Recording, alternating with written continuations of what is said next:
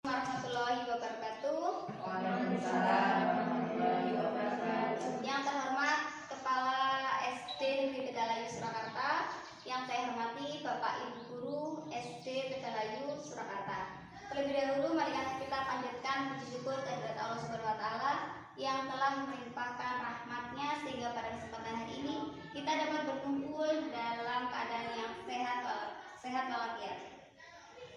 Salawat serta salam senantiasa kita haturkan kepada junjungan kita Nabi Muhammad SAW yang kita nantikan syafaatnya di yaumul qiyamah. Amin. Pada kesempatan hari ini kita diberikan kesempatan untuk berkumpul bersama dalam rangka sosialisasi modul 1 pendidikan guru penggerak aksi nyata oleh Ibu Nur Hayati Wahyuningsih, Sarjana Pendidikan. Mengingat waktu yang sudah semakin siang, mari kita langsung saja mulai acara hari ini dengan mempersilakan Bu Nur Hayati untuk memaparkan materi pada kesempatan hari ini. Bu Nur Hayati, saya persilakan. Terima kasih atas waktunya. Hari ini kita akan belajar bersama tentang sosialisasi modul 1 pendidikan guru penggerak yang nantinya akan saya berikan kepada Bapak Ibu semua dari modul 1.1 sampai dengan 1.4. Nah, sekarang modul 1.1 tentang refleksi filosofi pendidikan Indonesia Ki Hajar Dewantara. Kita lanjutkan. Sekarang tentang perbedaan pendidikan zaman dahulu dan pendidikan sekarang terletak pada tujuan pendidikannya. Kalau zaman kolonial itu pendidikan hanya berfungsi atau bermanfaat untuk orang-orang yang menjadi pegawai dari perusahaan-perusahaan kolonial. Mereka diajari tentang berhitung, tentang membaca, yang semuanya adalah untuk kebutuhan dalam perusahaan mereka.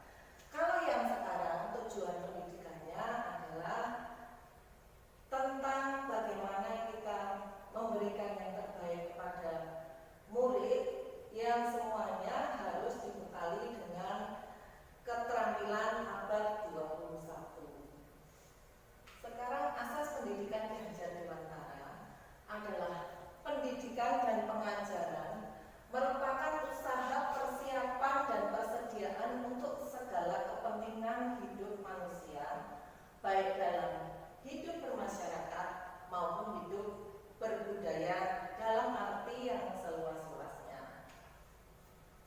Sedangkan dasar-dasar pendidikan, tujuan pendidikan yang sesuai dengan Ki Hajar Dewantara adalah menuntut segala kodrat yang ada pada anak-anak agar mereka dapat mencapai keselamatan dan kebahagiaan yang setinggi-tingginya, baik sebagai manusia maupun sebagai anggota masyarakat. Kita lanjutkan dengan menuntut tumbuh kembang anak dengan laku hidup sesuai kodrat anak. Sedangkan kodrat anak itu selalu berkembang sesuai dengan zamannya. Jadi sekarang memang pendidikan untuk anak-anak kita itu harus kita bekali dengan keterampilan-keterampilan yang sesuai dengan abad 21, sehingga mereka tidak ketinggalan zaman. Mereka harus selalu berkembang sehingga dengan abad 21 ini, keterampilan abad 21 ini mereka bisa mengikuti dengan sebaik-baiknya.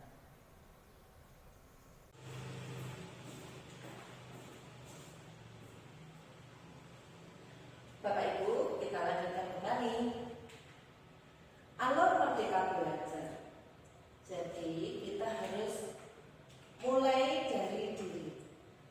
Kita harus mampu belajar atau ada motivasi sendiri sehingga kita sebagai guru harus menguasai materi yang sebelumnya harus kita pahami dan kita kuasai untuk kita berikan kepada siswa atau murid-murid kita. Jika kita tidak mengetahui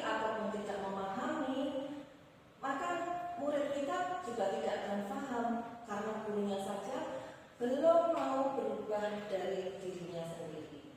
Perubahan konsep yang ada pada diri kita itu akan berpengaruh kepada murid-murid kita. Sedangkan untuk eksplorasi konsep sebagai guru kita harus memahami. Jadi konsep-konsep apa yang mau kita berikan kepada siswa, maka kita harus menguasai lebih dahulu. Sehingga kalau kita sudah menguasai, maka murid-murid kita pun diharapkan juga akan lebih memahami, lebih menguasai materi yang akan kita sampaikan kepada murid. Mereka akan bisa menguasainya, juga bisa memahaminya dengan baik. Untuk ruang kolaborasi, kita itu sebagai guru, maka kita harus mempunyai ruang untuk sharing dengan teman-teman guru. Walaupun hanya sedikit, kalau di sekolah dasar gurunya hanya sedikit, tapi kita harus mempunyai kesempatan untuk sharing kemampuan kita bagikan kepada teman-teman yang lain.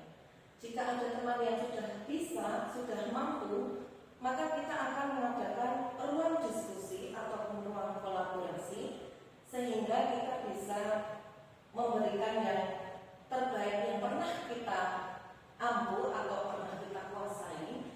Maka teman-teman kita itu juga harus menguasainya, sehingga mereka juga akan lebih berkembang. Refleksi. Dari refleksi ya, itu sebagai pribadi kita harus bisa mengendalikan diri, bisa bagaimana toh kita itu sebagai seorang guru. Apa toh kekurangan kita? Apa toh yang sudah kita menjadi keberuntungan kita bahwa kita sudah bisa menguasai materi yang lebih. Untuk itulah maka kita harus bisa berefleksi diri, sehingga apapun yang ada pada diri kita sebagai guru, kita harus bisa mencari kelemahan maupun kelebihan kita, sehingga untuk mengajarkan kepada murid kita lebih berpotensi dan bisa mengajak murid-murid kita itu lebih memahami dengan materi. Demonstrasi kontekstual. Sebagai guru, maka kita akan melakukan beberapa demonstrasi tentang pelajaran yang sudah kita berikan sebelumnya. Di situ anak-anak akan mempraktekkan apa yang sudah mereka dapatkan dari pembelajaran kita tadi. Mereka melakukan demonstrasi, seperti misalkan percobaan, ataupun misalkan ada praktek untuk membaca puisi. Maka anak-anak diharapkan bisa berdemonstrasi, sehingga pembelajaran kita yang sudah diberikan kepada mereka itu bisa ditangkap dengan lebih baik. Elaborasi pemahaman. Disitulah kita harus mencari materi-materi yang lebih bermanfaat kepada murid dalam suatu pembelajaran.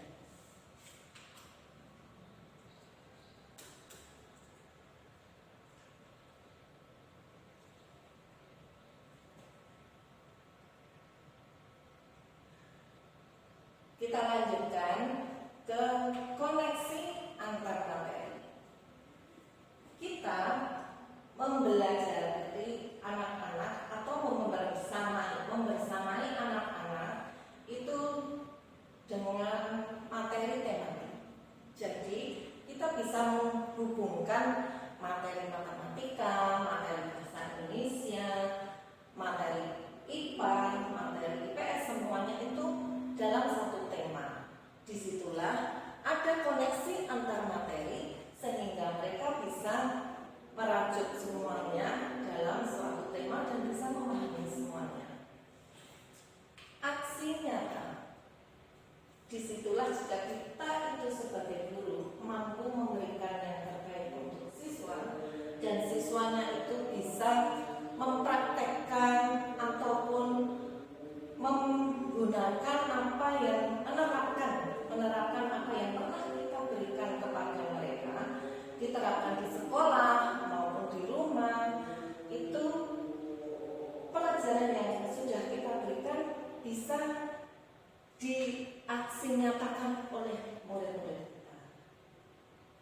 Itu untuk alur merdeka belajar yang bisa digunakan oleh kita sebagai guru maupun kepada murid-murid kita.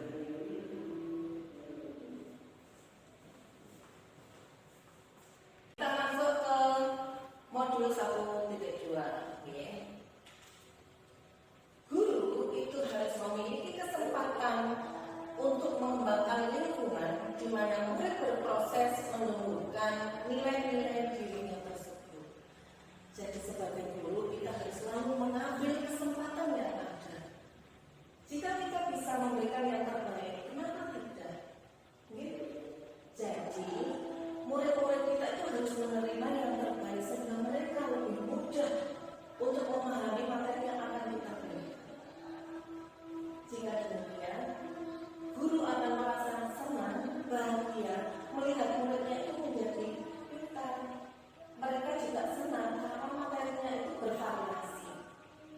Tidak hanya membaca, mengerjakan, tidak hanya seperti itu, tetapi dengan metode-metode seperti kita menggunakan PowerPoint, mereka akan lebih fokus ke poin-poin yang kita tampilkan.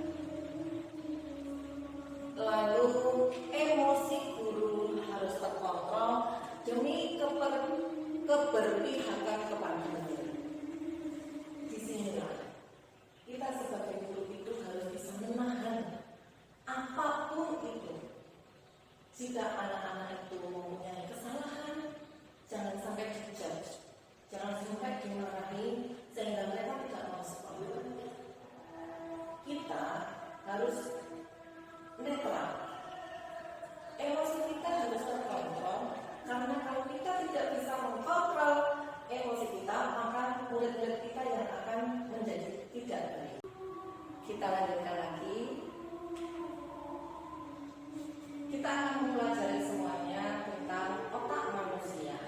Otak manusia itu atau kecerdasan otak terbagi dalam 3 bagian. Di sini ada otak reptil yang disebut otak berfungsi untuk kelangsungan hidup. Jadi kelangsungan hidup kita itu dipengaruhi dari batang otak. Batang otak kita sudah tidak berfungsi, maka kelangsungan hidup kita bermasalah. Otak mamalia atau sistem limbik. Di sini otak ini berfungsi untuk bertanggung jawab soal emosi. Disitulah guru itu harus bisa mengatur emosinya yang berada pada otak manusia. Kita harus bisa mengendalikan otak mamalia. Emosi kita bisa lebih terkontrol, maka anak-anak pun akan merasa lebih nyaman. Kita lanjutkan dengan otak primata atau otak eksekutif. Di sini itu berfungsi untuk berpikir strategis, kreatif, dan metakognitif. Di otak primata ini kita bisa semakin belajar itu menggunakan otak ini. Kita kembangkan otak yang sangat eksekutif ini. Jadi mereka kita sebagai guru kita bisa memberikan yang terbaik kepada murid kita karena kita menguasai materi yang akan kita berikan kepada murid-murid kita. Teman-teman, rekan guru yang saya hormati, kita akan melanjutkan sosialisasi hari ini tentang modul 1 yang merupakan aksi nyata sebagai modul 1 dari modul 1 program pendidikan guru penggerak. Mari kita belajar profil pelajar Pancasila. Profil pelajar Pancasila itu sangat kita harapkan semua murid kita itu bisa melakukan semuanya sebagai profil pelajar Pancasila.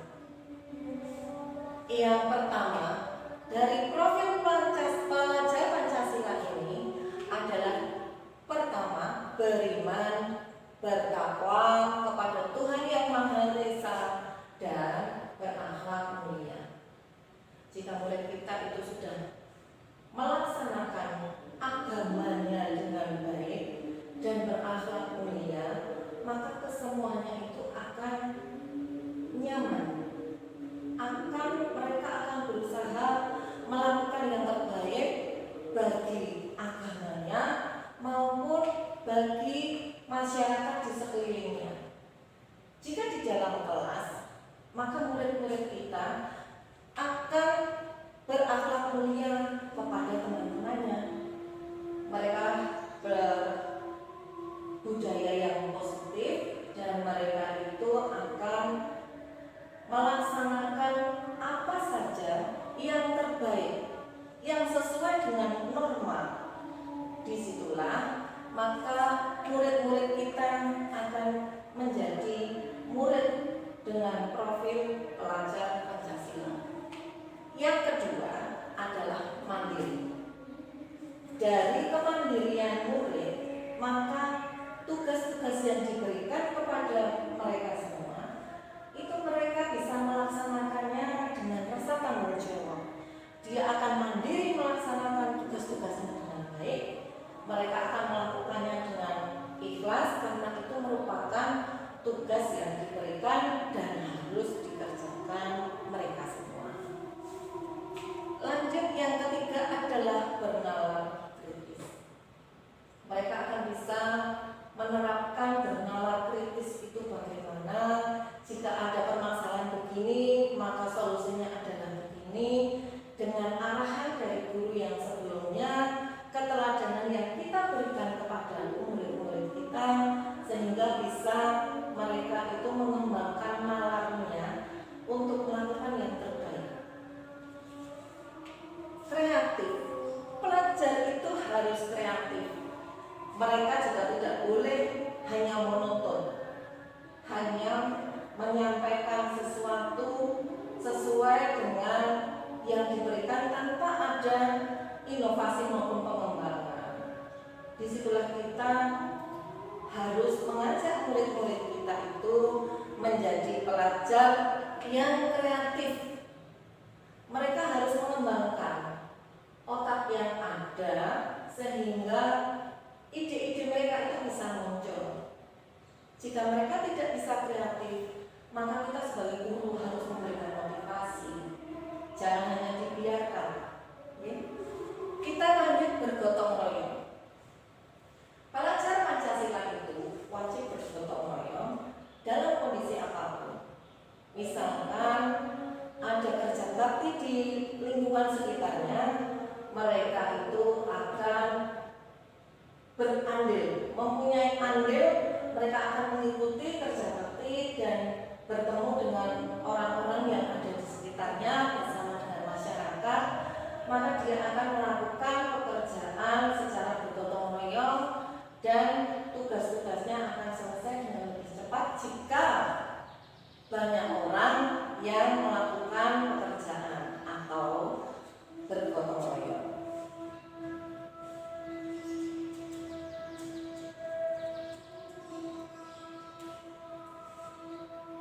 Kita lanjutkan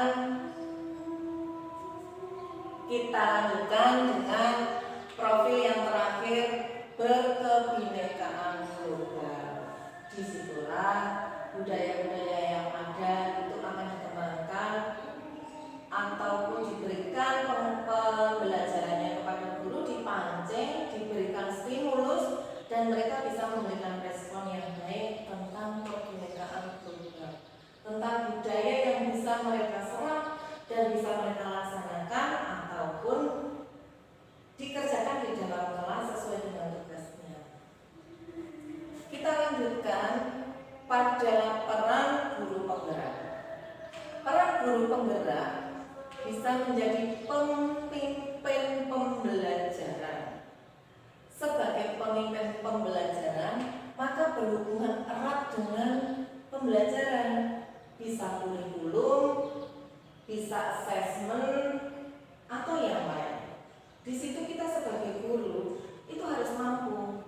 Jika diberikan tugas, anak-anak besok ulangan, makanya guru itu harus bisa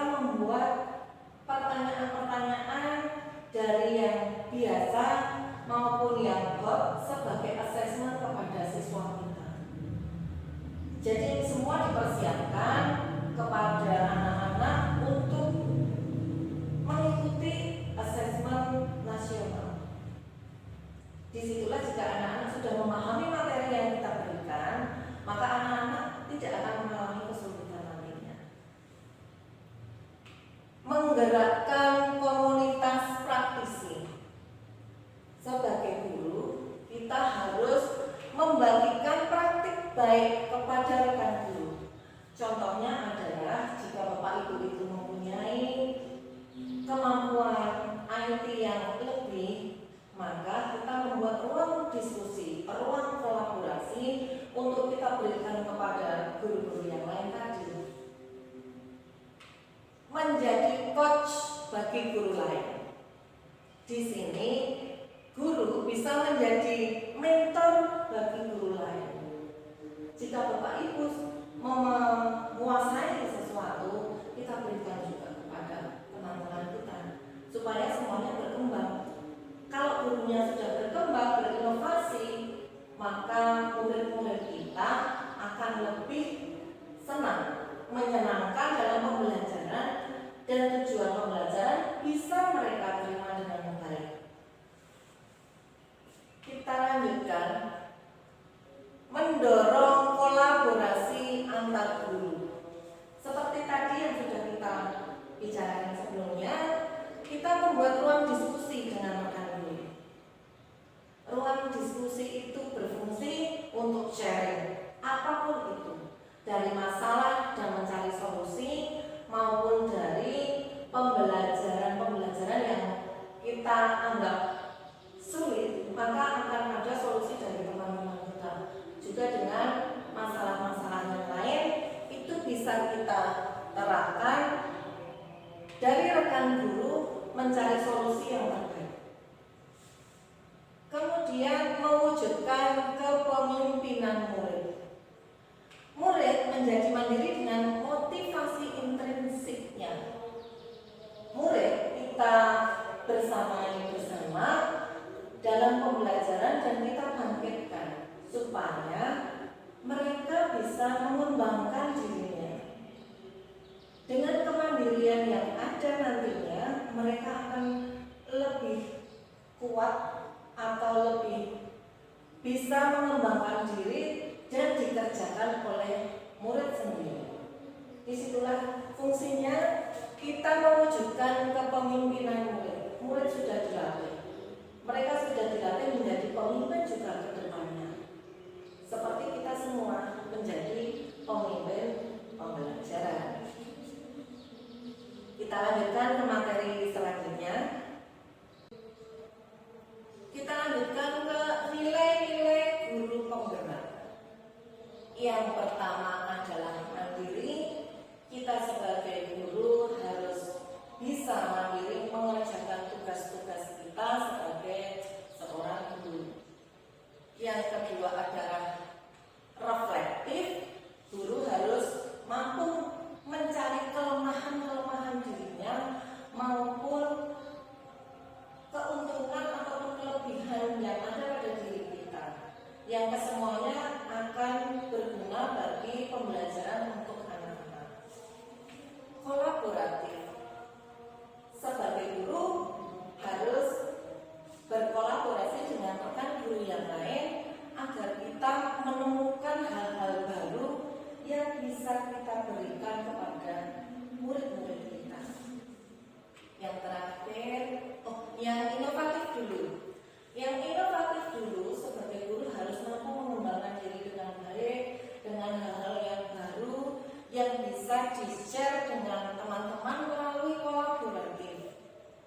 Yang terakhir adalah berpihak pada murid. Jika kita sebagai seorang guru bisa melakukan semuanya ini, maka murid-murid kita pun akan menjadi yang terbaik. Kita lanjutkan ke Bagja. Disinilah Bagja dari BAGJA. Itu yang pertama B, buat pertanyaan utama. Kita pengen melakukan sesuatu atau kita menginginkan visi kita harus seperti ini, maka kita akan membuat pertanyaan-pertanyaan utama. Pertanyaan-pertanyaan utama tadi akan kita jabarkan kepada ambil pelajaran. Di situ kita juga akan mengambil pelajaran dari pertanyaan yang sudah kita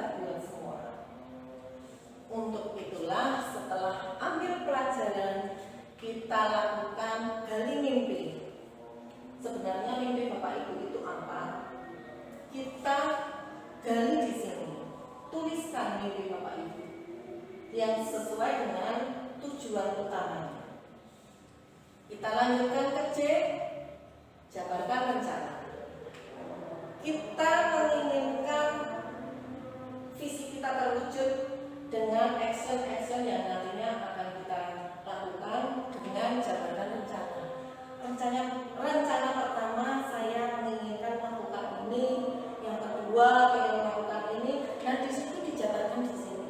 Maka akan lebih mudah kita ke arah tujuan visi kita tadi. Yang terakhir adalah A, atur eksekusi. Pada atur eksekusi, kita lakukan action yang sebenarnya yang sudah kita jabarkan dari rencana kita lakukan action kita untuk bisa tercapai tujuan ataupun visi kita. Kita lanjutkan ke bab ja. Disinilah bab ja dari B, A, G, C, A. Itu yang pertama B, buat pertanyaan utama. Kita pengen melakukan sesuatu atau kita menginginkan visi kita harus seperti ini, maka kita akan membuat pertanyaan-pertanyaan utama.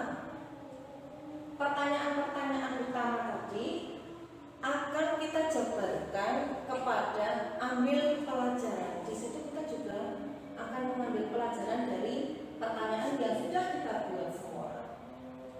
Untuk itulah setelah ambil pelajaran, kita lakukan gali mimpi. Sebenarnya mimpi Bapak Ibu itu apa? Kita gali di sini. Tuliskan mimpi Bapak Ibu yang sesuai dengan tujuan utamanya. Kita lanjutkan ke C, jabarkan rencana.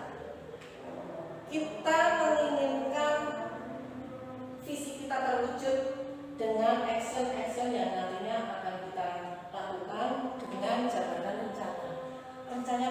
Rencana pertama, saya menginginkan melakukan ini, yang kedua pengen melakukan ini, dan di situ dijabarkan di sini. Maka akan lebih mudah kita ke arah tujuan visi kita tadi. Yang terakhir adalah A, atur eksekusi. Pada atur eksekusi, kita lakukan action yang sebenarnya yang sudah kita jabarkan dari rencana kita lakukan action kita untuk bisa tercapai tujuan ataupun visi kita. Titik 4, yaitu budaya positif. Sebelumnya kita ada konsep disiplin positif dan motivasi. Di mana ada kemerdekaan, disitulah harus ada disiplin yang kuat. Sungguh pun disiplin itu bersifat self-disiplin, yaitu kita sendiri yang mewajibkan kita dengan sekeras-kerasnya, tetapi itu sama saja.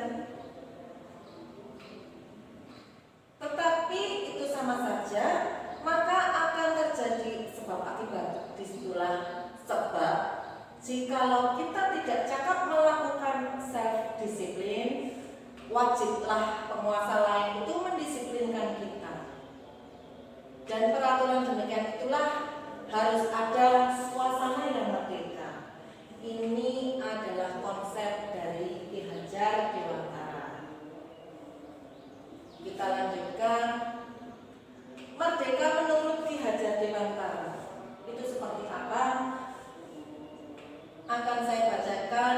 Mardika iku jarwanya, nora mung lepas sing pangreh, ning uga kuat kuwasa amandiri priyangga. Artinya merdeka itu tidak hanya terlepas dari perintah, tetapi juga cakap buat memerintahkan kita sendiri. Kita itu harus mampu. Self-disiplin kita itu bagaimana? Kita mau disiplin dari motivasi kita sendiri, atau karena memang ada penguasa lain yang akan mendisiplinkan kita. Jika anak-anak atau murid-murid kita itu belum bisa berdisiplin, maka kewajiban guru sebagai di sini sebagai penguasa yang sebelumnya tadi ini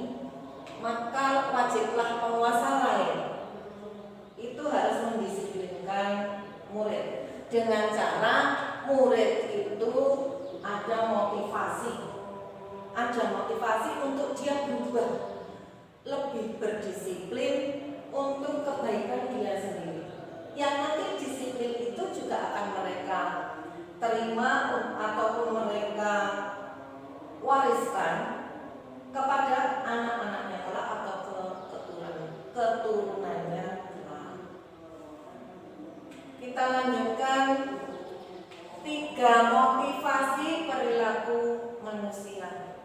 Sebagai manusia, kita itu melakukan sesuatu pasti ada motivasinya, ada alasannya.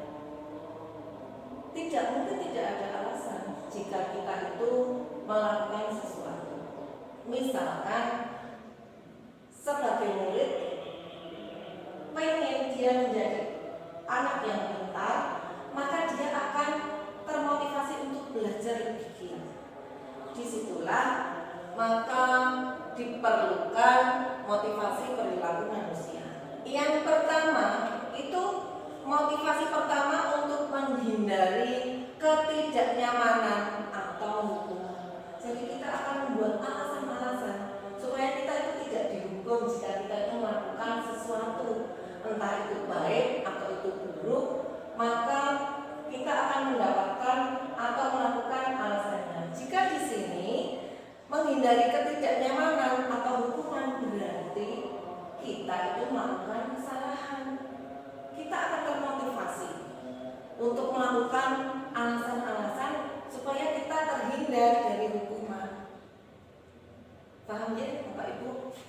Untuk mendapatkan imbalan atau penghargaan.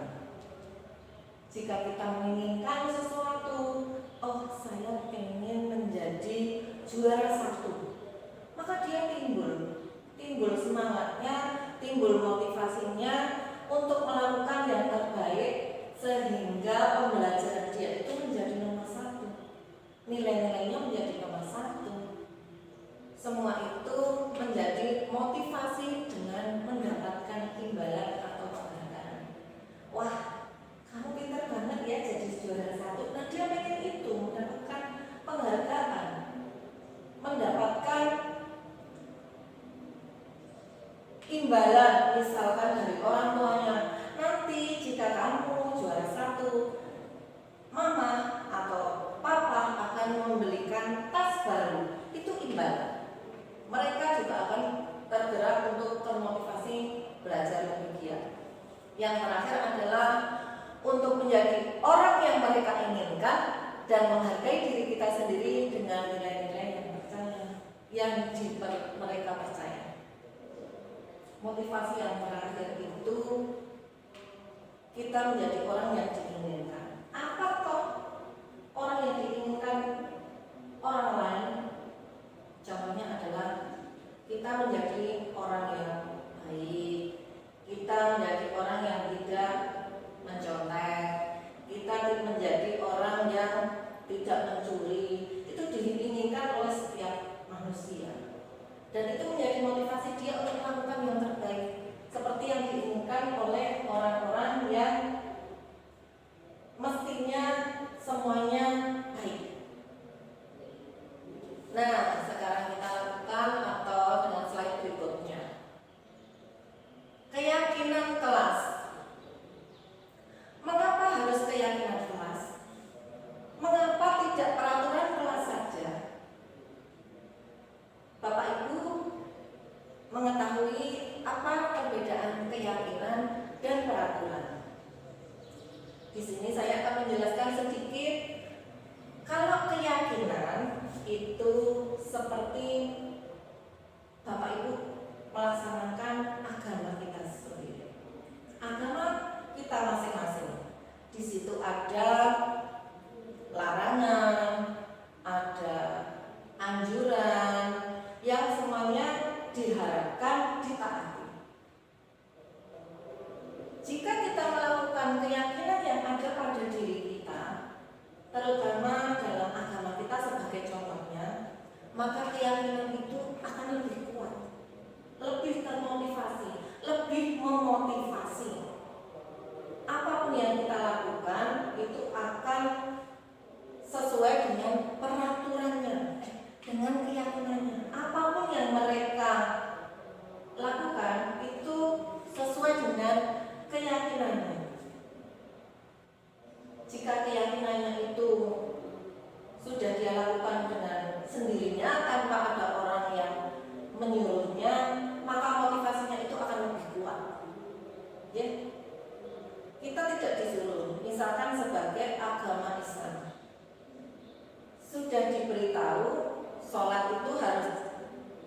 waktunya jam berapa, kemudian waktu puasa itu kapan. Mereka sudah diberitahu, dibimbing sekali, 2 kali, kemudian mereka akan melakukan sesuai dengan keyakinannya.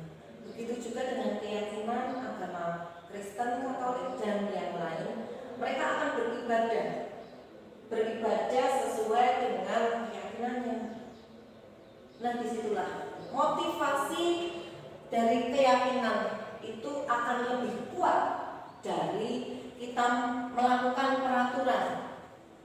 Peraturan itu akan lebih banyak dilanggar, lebih mudah dilanggar. Contohnya lampu merah. Di lampu merah harusnya kita berhenti.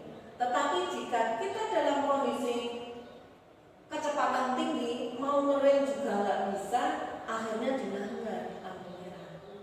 Tetapi jika itu menjadi keyakinannya, oh bahaya kalau saya itu melanggar lampu merah. Apa yang akan terjadi jika saya melanggar lampu merah? Bisa terjadi kecelakaan, bisa membuat orang lain itu terkejut. Nah, itu keyakinan kita. Tetapi kalau peraturan itu, wah, kita langgar aja, adrenalinnya tinggi, seperti itu. Oke.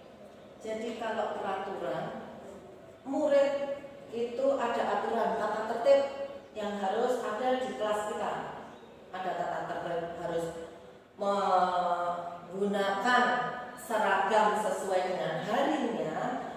Kenapa murid-murid itu harus melakukannya? Karena untuk peraturan yang ada itu pada saat mereka itu bersedia untuk diatur. Pada saat mereka tidak bisa diatur, maka mereka akan menggunakan seragam yang tidak sesuai. Tetapi jika mereka merasa, oh, saya bersedia diatur untuk hal ini, tapi untuk hal yang lain saya tidak mau, bisa terjadi seperti itu dalam peraturan. Paham ya?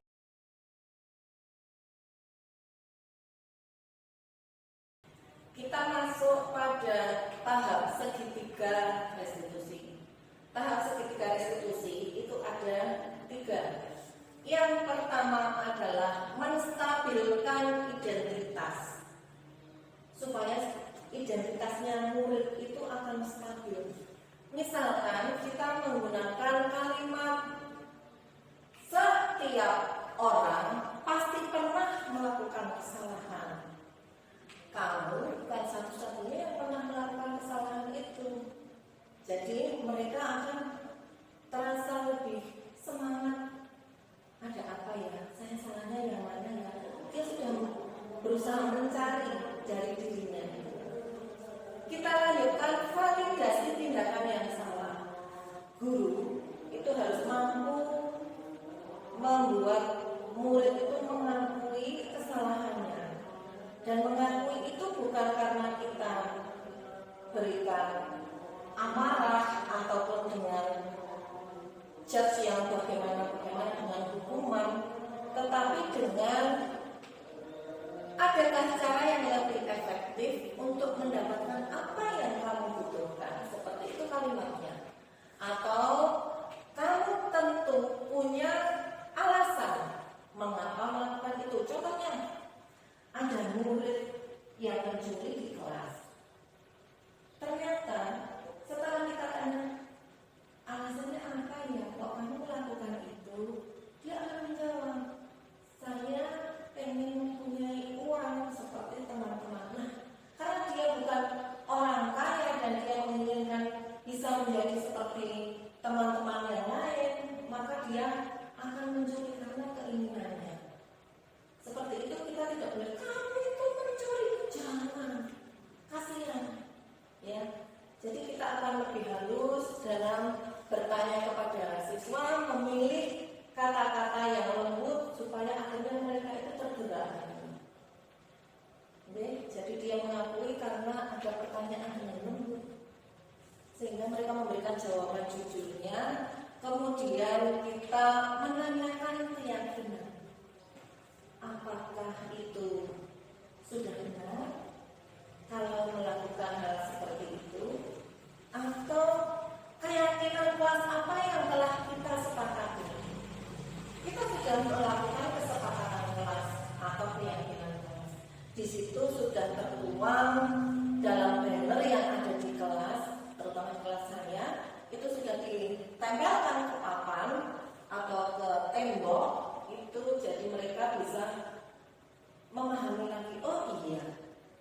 keyakinan kelas yang harus saya laksanakan, karena mereka yang membuat semuanya dan disepakati oleh mereka semua. Jadi mereka wajib untuk melaksanakannya. Yang terakhir ada, kamu ingin menjadi orang yang seperti apa? Nah, di situ kita akan menjadi seperti apa. Kalau saya itu mencuri, saya akan menjadi orang yang tidak baik. Nah, seperti itu. Nanti dia akan tumbuh dia keyakinannya. Makanya saya harus menjadi orang baik. Mohon maaf ya Ibu, saya tidak akan melakukan itu lagi. Nah, seperti itu dia ada karakter yang bertanggung jawab. Ya. Yang terakhir adalah slide terima kasih. Terima kasih Bapak Ibu sudah menyimak dari slide pertama hingga slide terakhir. Jika ada pertanyaan, maka Bapak Ibu bisa menuangkan pertanyaannya dengan